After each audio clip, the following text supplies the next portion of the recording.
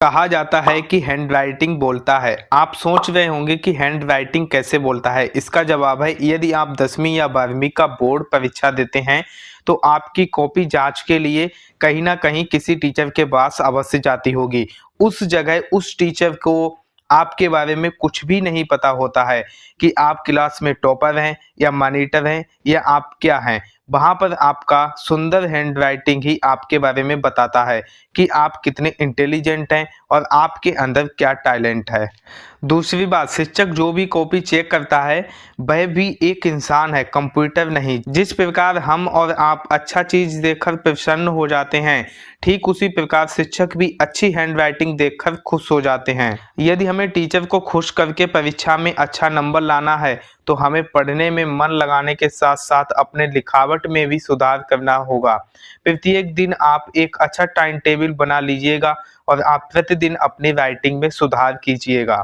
लेकिन यहाँ पे मैं आपको अपनी लिखावट को सुधारने के कुछ ऐसे साइंटिफिक तरीके बताऊंगा जिनसे आप अपना करके अपनी हैंडराइटिंग को अवश्य सुधार सकते हैं। जस्ट 3 स्टेप में जो है आप यहाँ पे अपनी हैंडराइटिंग को सुधार सकते हैं। दोस्तों, यहाँ पे मैं आपको पहला और बेसिक पॉइंट बताता हूँ कि पेन पर जोर देकर ना लिखें। कई विद्यार्थी इस प्रकार लिखते हैं कि पीछे के 3-4 पेज में उनका निशान बन जाता है। इस प्रकार लिखने से आप बहुत जल्दी थक जाओगे और आपको लिखावट भी अच्छी नहीं होगी।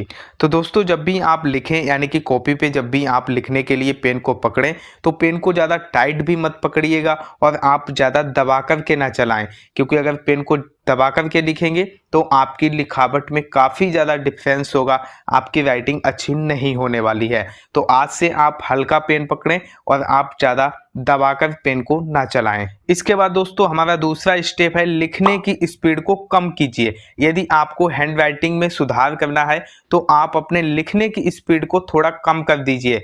अभी आप जितनी देर में 3 पेज लिखते हैं उतनी देर में आप 2 पेज लिखें। इससे आपकी हैंडराइटिंग में अवश्य सुधार होने वाला है।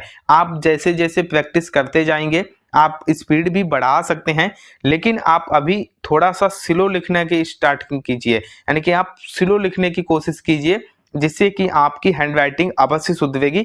लेकिन जब आपकी हैंडराइटिंग थोड़ा सही होती चली जाए उसके बाद आप धीरे धीरे यहाँ पे अपनी स्पीड को भी मेंटेन कर सकते हैं। इसके बाद दोस्तों, हमारा ये सबसे महत्वपूर्ण पॉइंट है, जो कि सबसे लास्ट पॉइंट है, यानी कि तीसरा स्टेप सबसे महत्वपूर्ण स्टेप है, वो है 2 शब्दों के बीच गैप समान रखिएगा।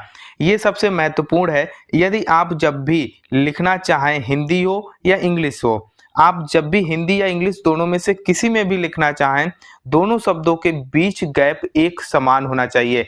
मान लीजिए आपने पहला शब्द लिखा, पहला शब्द लिखने के बाद जब आपने सेकंड शब्द लिखा तो उसके बीच का गैप और इसके बाद आने वाले तीसरे शब्द के बीच का गैप जो है बिल्कुल समान होना चाहिए, यानी कि बिल्कुल गैप जो है एक समान होना चाहिए।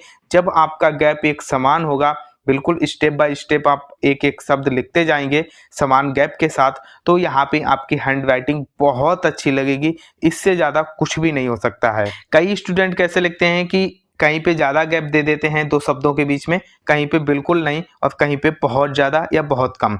तो ऐसा नहीं करना है आपको। अगर जो भी यहाँ पे आप हैंडराइटिंग को सुधारना चाहते हैं तो ये सबसे ज़्यादा इम्पोर्टेंट पॉइंट है। अगर आप ये मेंटेन कर लेते हैं तो आपकी यहाँ पे हैंडराइटिंग काफ़ी अच्छी हो जाती है। तो दोस्तों, मैंने जो 3 स्टेप बताए हैं, इन 3 स्टेप को अगर आप अपनाते हैं तो आपकी हैंडराइटिंग 100% अच्छी हो जाएगी। आई होप सो आपको ये वीडियो पसंद आई होगी। वीडियो पसंद आई हो तो वीडियो को लाइक और चैनल को सब्सक्राइब करके बेल आइकन को प्रेस कीजिएगा, ताकि आने वाली हर वीडियो की नोटिफिकेशन सबसे पहले आपको मिले। Thank you.